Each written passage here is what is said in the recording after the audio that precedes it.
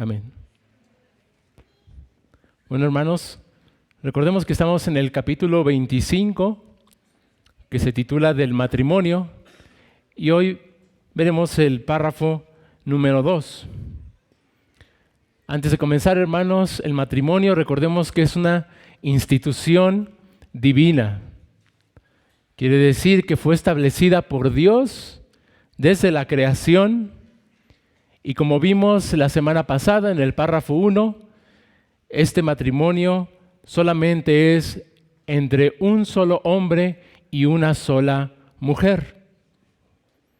Además, hermanos, el matrimonio es un pacto sagrado, un pacto entre un hombre y una mujer cuyo fin es la gloria de Dios.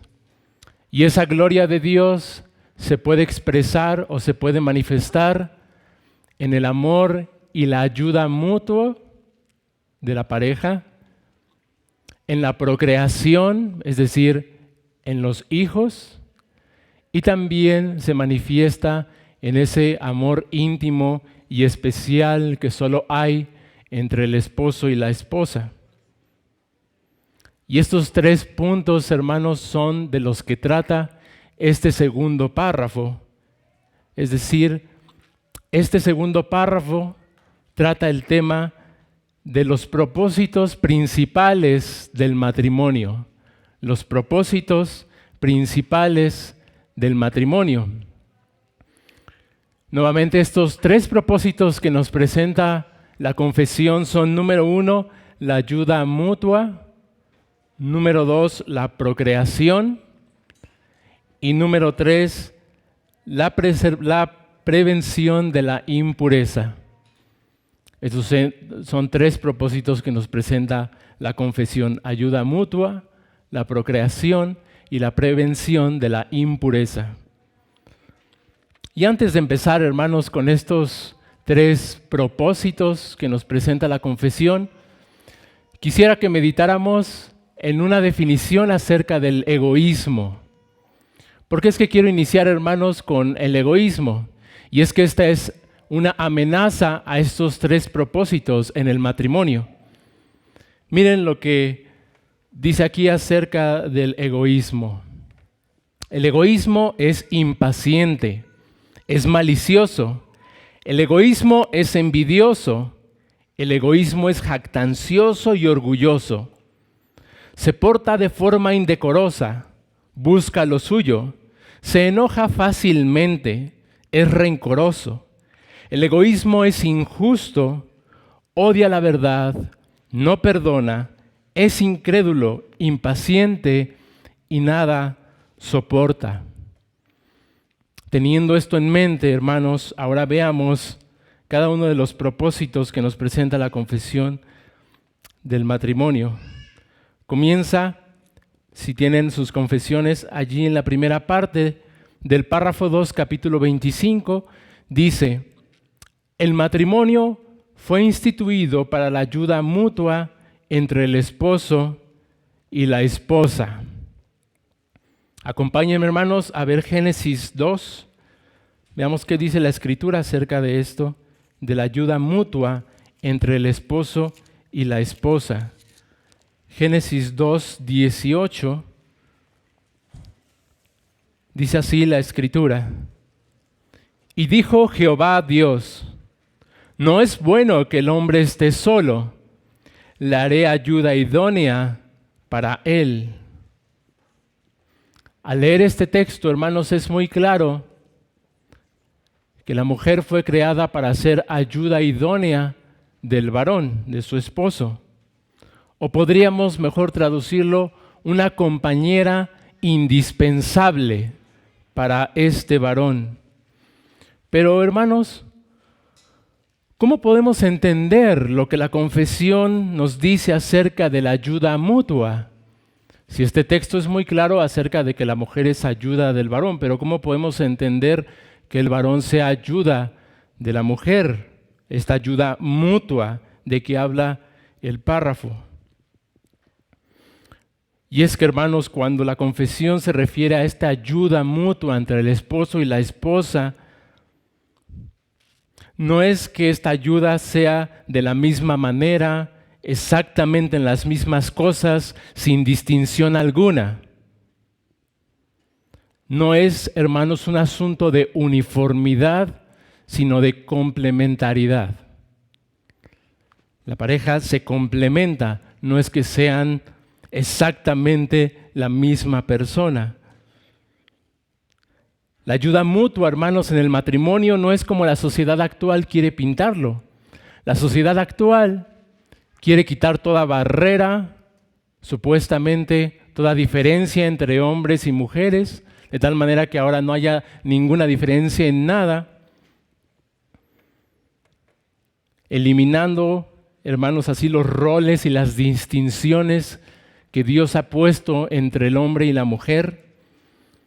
Y por eso es que lamentablemente hoy en día, y lamentablemente nos hemos acostumbrado a esto, se nos hace normal ver mujeres boxeadoras u hombres utilizando productos para el cuidado de la piel. Pero esto no debe ser así con nosotros, hermanos, nosotros los creyentes. Más bien la ayuda mutua debemos verla a la luz de los roles que Dios estableció, diseñó tanto para el varón como para la mujer. Miren cómo dice Efesios 5 acerca de estos roles. Vamos ahí, hermanos, a Efesios capítulo 5.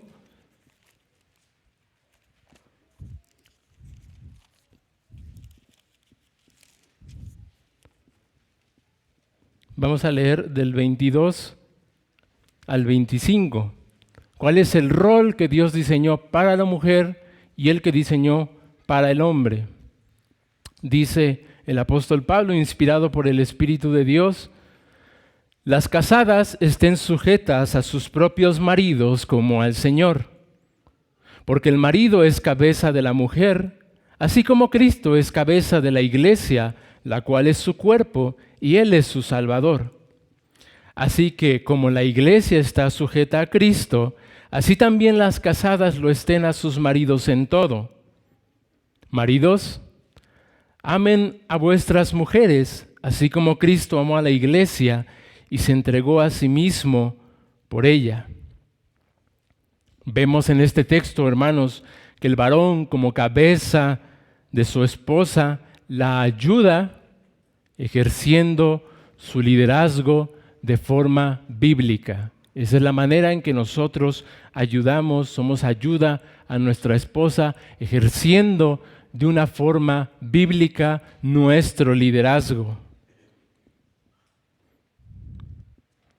Es decir, amándola con sacrificio, con ternura, con paciencia, con santidad, proveyéndole no solo de los bienes físicos, sino también espirituales, protegiéndola no solo de las amenazas físicas, sino también las amenazas espirituales, es decir, con un liderazgo servil, tal como nuestro Señor Jesucristo nos enseñó. Asimismo, la mujer es ayuda de su esposo, sujetándose al liderazgo que Dios le ha dado. ¿Cómo? Honrándole en todo, afirmando el liderazgo de su esposo, sujetándose a él con alegría, con una disposición firme de corazón. Entonces la ayuda mutua, hermanos, tiene que ver con los roles que Dios ha dado al hombre y a la mujer, ayudándole a cumplir con el propósito con el cual Dios diseñó a nuestro cónyuge. De esta manera nos ayudamos uno al otro. Y así, hermanos, nosotros glorificamos a Dios, reflejando, como dije, ese amor, esa autoridad servil de nuestro Señor Jesucristo, cuando Él, siendo Dios, se hizo un hombre y vino a servirnos, dando su vida hasta la muerte y muerte de cruz. De igual manera, las esposas deben mirar a esta iglesia que se esfuerza en servir a su Señor, en agradarle en todo, en hacerlo con gratitud y alegría de corazón, y de esta manera glorificamos a Dios y cumplimos así este mandato de la ayuda mutua. Hermanos, en la Edad Media, el monasticismo se consideraba como ese lugar del cultivo espiritual. Se pensaba que esa vida de introspección y de alejarse de la sociedad para estar en los desiertos, en la soledad, se pensaba que esa era la verdadera vida espiritual. Pero cuando vino la Reforma Protestante, esto cambió, esto dio un giro. Y ahora, en lugar del monasterio, ahora era el hogar, ese lugar para cultivar la piedad. Es decir, algunos vieron al matrimonio como ese lugar para desarrollar la vida espiritual.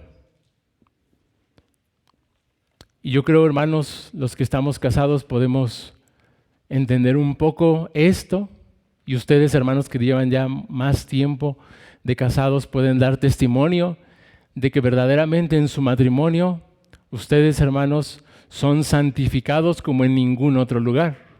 Porque en el matrimonio, con nuestra ayuda idónea, nosotros muchas veces somos probados, somos expuestos, algunas veces tenemos que humillarnos, pero también somos consolados, somos ayudados, somos gratificados con ellos. Ahí cultivamos verdaderamente la vida de piedad. Y así, hermanos, pasemos al segundo punto, el segundo propósito que nos presenta la confesión, que es la procreación. No solamente es la ayuda mutua entre el esposo y la esposa, sino también otro propósito del matrimonio es la procreación, es decir, los hijos, la descendencia. Dice la confesión, para la multiplicación del género humano con una descendencia legítima. Ahora vayamos, hermanos, a Génesis 1 para leer acerca de los hijos de esta descendencia. Génesis 1, versículo 28. ¿Qué nos dice la palabra de Dios allí en el huerto, cuando Dios creó al hombre y a la mujer? Dice el versículo 28, y los bendijo Dios y les dijo, fructificad y multiplicaos, llenad la tierra y sojuzgadla. Aquí vemos, hermanos, en el texto que Dios bendijo el matrimonio y les mandó tener descendientes, ¿verdad? Estos descendientes, es decir, estos hijos, son una bendición, hermanos. Debemos de tenerlo esto muy presente. Los hijos son una bendición y no como la sociedad actual quiere presentarlos.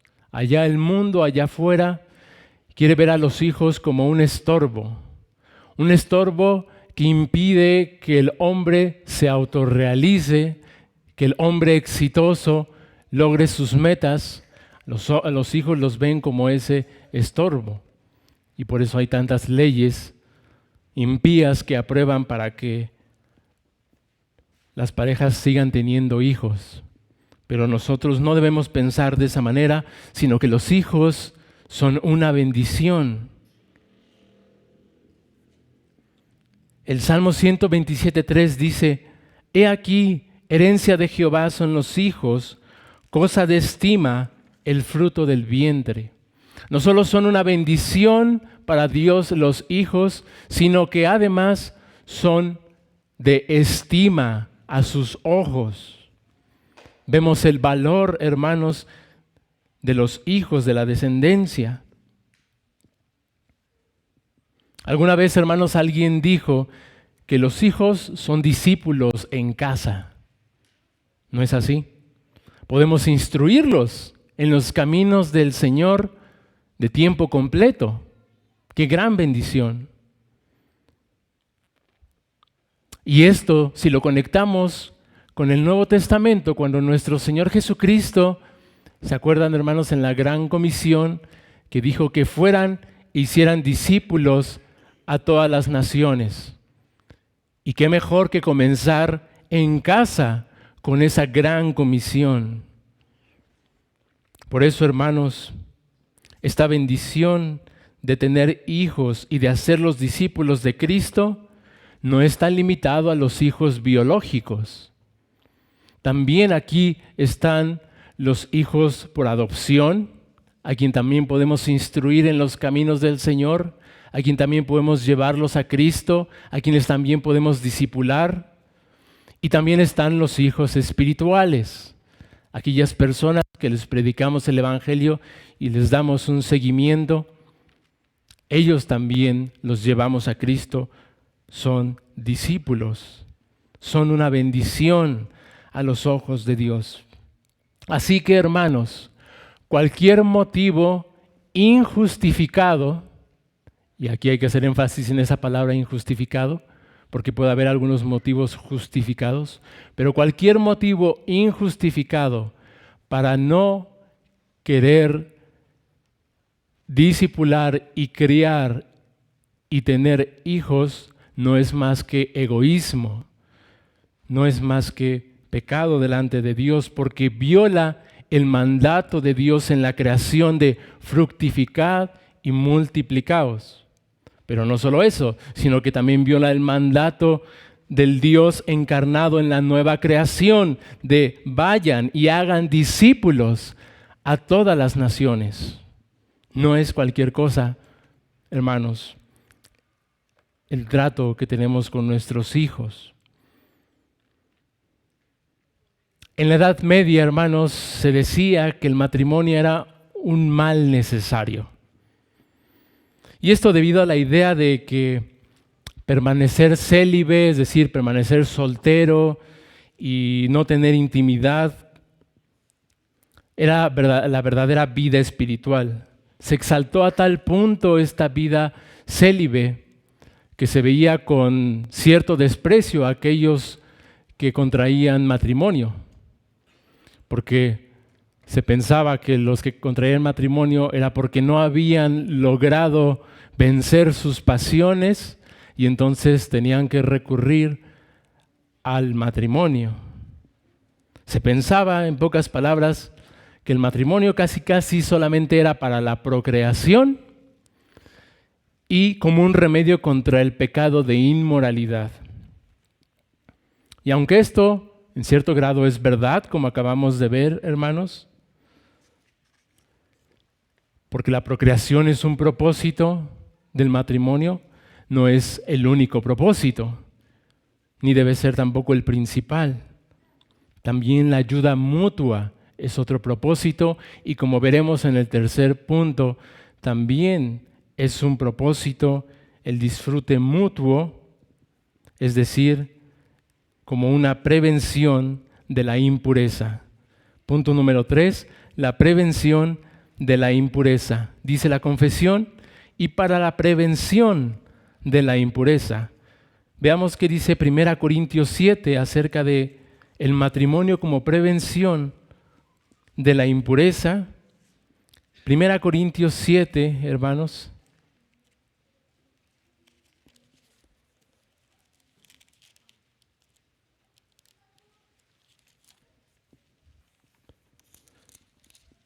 Siete, 2 y 9 vamos a leer, solamente el versículo 2 y 9 del capítulo 7 de 1 Corintios.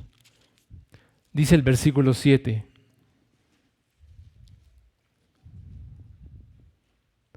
Perdón, el versículo 2. Pero a causa de las fornicaciones, cada uno tenga su propia mujer y cada una tenga su propio marido. Y el 9 nos dice, pero si no tienen don de continencia, cásense, pues mejor es casarse que estarse quemando. Dijimos, hermanos, que en la Edad Media el matrimonio era considerado como un remedio contra la impureza sexual. Y aunque esto es verdad, como vemos en las Escrituras, sí es uno de los propósitos, algunos medievales lo llevaron al extremo, al exaltar esta vida de soltería y de castidad. Pues como dije, se veían a los cristianos que se casaban como menos espirituales. Pero hermanos, ¿acaso nosotros somos más sabios que Dios como para resistir la tentación por otro medio distinto del que Dios ha provisto? Esto es para que meditemos, particularmente hermanos que están solteros. Así que hermanos, el matrimonio también es un medio para esa prevención de la impureza. Porque toda relación íntima fuera del matrimonio claramente es pecado. Pecado de inmoralidad sexual, pecado que Dios condena eternamente en el infierno. Pero esto es santo cuando es dentro del matrimonio. Es agradable, es deleitoso delante de Dios por cuanto Él lo diseñó precisamente para eso, para disfrutarse entre el hombre y la mujer solamente en el vínculo matrimonial. Pero hermanos, esta no debe ser la única motivación para buscar casarnos. Porque si uno busca casarse solamente para no estarse quemando, como dice la Escritura, va a haber problemas en el matrimonio si esa es la única motivación. Y además se actuaría con egoísmo, ¿no es así? Pues este no es el único propósito.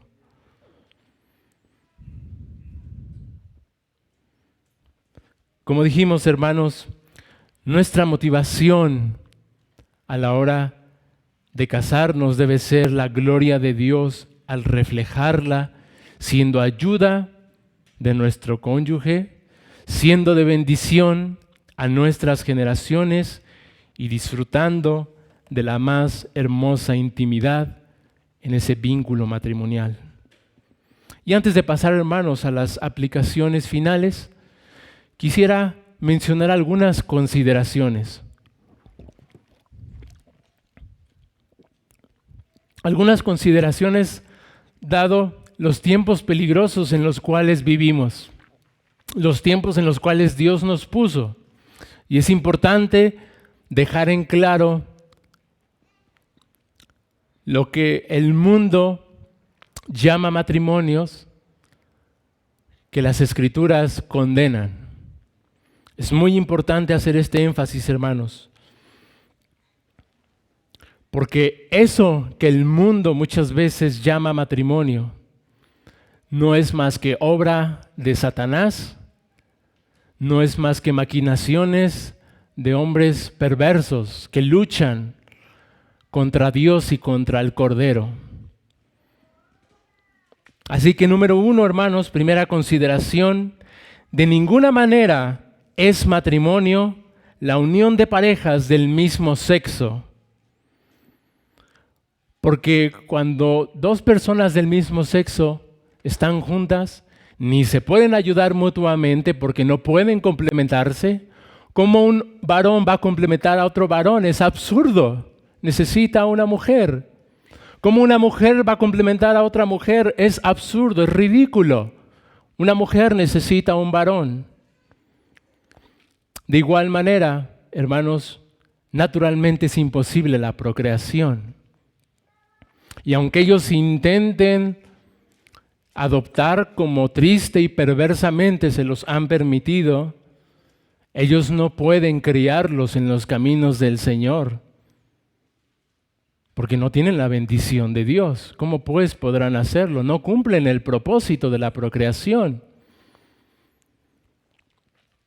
Y mucho menos puede ser una prevención contra la inmoralidad, porque en sí mismo ese acto es una inmoralidad.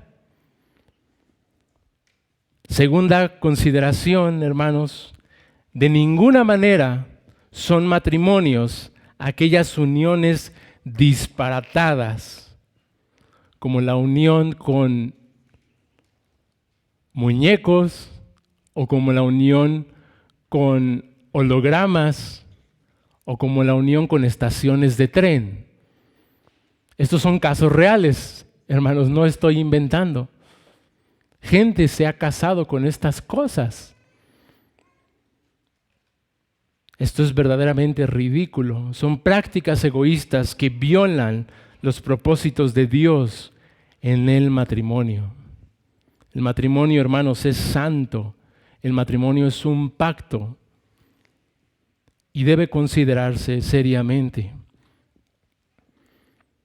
Finalmente, hermanos, nuestras aplicaciones.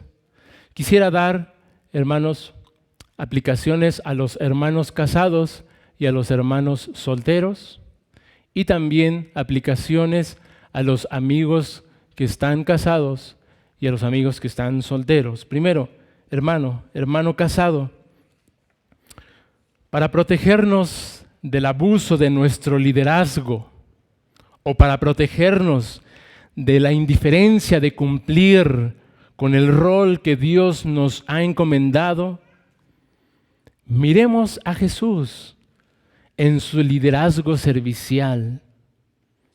Como dije, amando a nuestras esposas sacrificialmente, dando nuestra vida por ellas, así como Cristo lo hizo por la iglesia. De igual manera, amadas hermanas que están casadas, para protegerse de este servicio muchas veces manipulador, para manipular a tu esposo, o para guardarte de esa rebeldía de querer zafarte de esa subordinación a su autoridad. Mira también, amada hermana, a Cristo e imita el respeto que la iglesia tiene por su Señor, la sumisión que la iglesia debe a su Señor. Y hermanos casados, hermanas casados, nuestros hijos son una bendición de Dios, sean biológicos, por adopción o espirituales. Dios los ha puesto a nuestro cuidado, hermanos. Decía el hermano Martin Lloyd-Jones, que los hijos son de Dios y Él nos los presta para que entonces nosotros los instruyamos en sus caminos y así después se los presentemos a Él. Así como aquella mujer egipcia, ¿recuerdan? Cuando encontró a Moisés. Bueno. Y después se lo encargó a la que sabemos que era su mamá, diciendo que se lo cuidara. Así también Dios ha encargado sus hijos a cada uno de nosotros para que los instruyamos en sus caminos y después demos cuenta de ellos. Así es que son una bendición, hermanos. Hermanos casados, finalmente disfrutemos de nuestro cónyuge con gratitud, gozo y limpia conciencia, sabiendo que ese disfrute íntimo es grato delante de Dios. Hermano soltero, hermano que tienes este deseo de casarte, hermano que sabes que no tienes el don de continencia, porque si lo tuvieras no tendrías el deseo de casarte, sería muy claro. Cuando Dios da ese don es muy claro, no hay lugar a dudas, de tal manera que si en ti está ese deseo de casarte, ese agrado por la mujer, tú no tienes ese don y entonces, amado hermano, tú debes casarte, tú debes buscar diligentemente casarte. Lucha, amado hermano, contra el individualismo. Dios no nos creó para estar solos. Nos dio, es verdad, amigos, nos dio hermanos, nos dio padres, pero sobre todas las cosas, una ayuda idónea, una mujer, porque esa relación es superior a todas. No hay mayor intimidad que con la esposa. Así es que busca, hermano, esto que el Señor da a los hombres.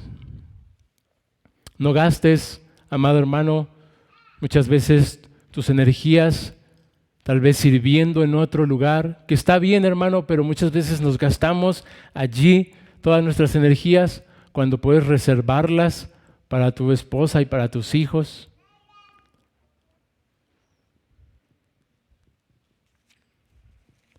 Y además, como vimos, también el matrimonio es una ayuda contra esas luchas.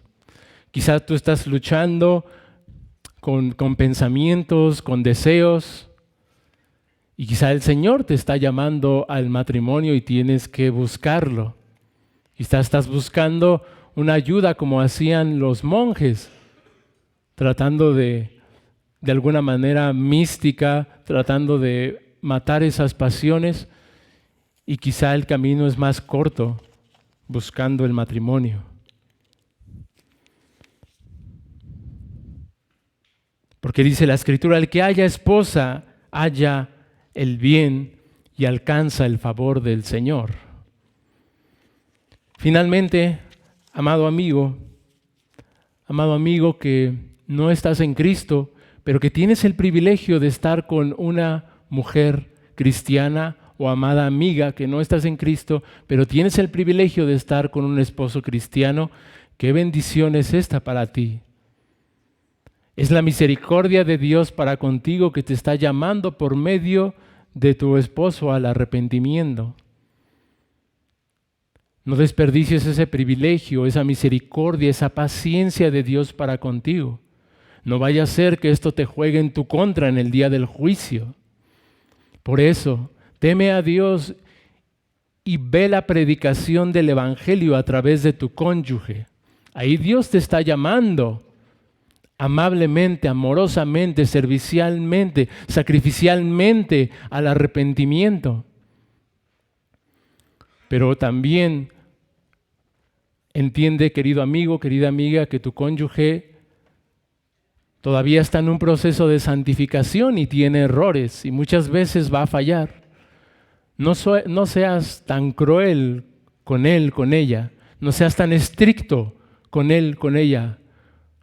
Porque Cristo no es estricto con él o con ella. Cristo murió por él y por ella. Y finalmente, amigo que estás sin Cristo, antes de cualquier relación, tú debes buscar la relación con Cristo. Hablamos aquí del matrimonio como el mayor vínculo de intimidad, ¿no es así? Pero hay uno superior que no tiene comparación, que es la relación con el Dios Trino, la relación íntima que hay con Dios por medio de Jesucristo cuando uno se arrepiente y confía en Él. Esa es la primera relación que debes buscar esta mañana. Y entonces todos estos propósitos tendrán sentido para ti. Busca a este Cristo, búscalo en arrepentimiento y fe. Él te recibirá, serás su hijo y Él te amará por la eternidad.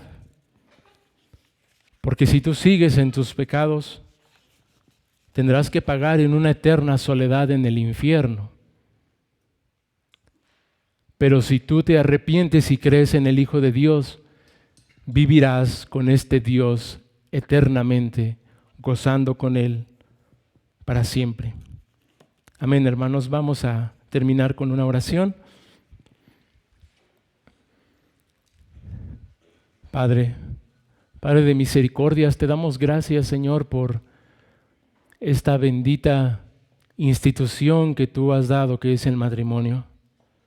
Gracias, Señor, porque a través de nuestros matrimonios podemos ver las glorias de Cristo y las glorias que comparte con su iglesia. Gracias, Señor, porque en el matrimonio somos santificados, somos expuestos, somos probados, se nos muestran nuestras debilidades, pero también, Señor, tenemos ese consuelo y esa gracia que hay en el perdón que es en Cristo Jesús, porque tú bendices los matrimonios que son en ti, Señor. Por eso te damos muchas gracias. Ayúdanos, Señor, a ayudarnos entre nosotros, a ejercer ese rol que has dado a cada uno, no avergonzarnos nunca de estos benditos y sabios y perfectos roles que has dado a cada uno. Y danos de tu gracia también para la crianza de nuestros hijos. Danos sabiduría y perdónanos, Señor, por no atenderlos como debemos. Pedimos por su salvación y por la santificación de los que ya son salvos. Y aún te pedimos que nos ayudes a disfrutar de nuestra pareja y deleitarnos en ella y gozarnos, porque esto es agradable delante de ti. Ten misericordia de los perdidos también, Señor, que esto los lleve a buscar esa comunión contigo. En Cristo Jesús. Amén.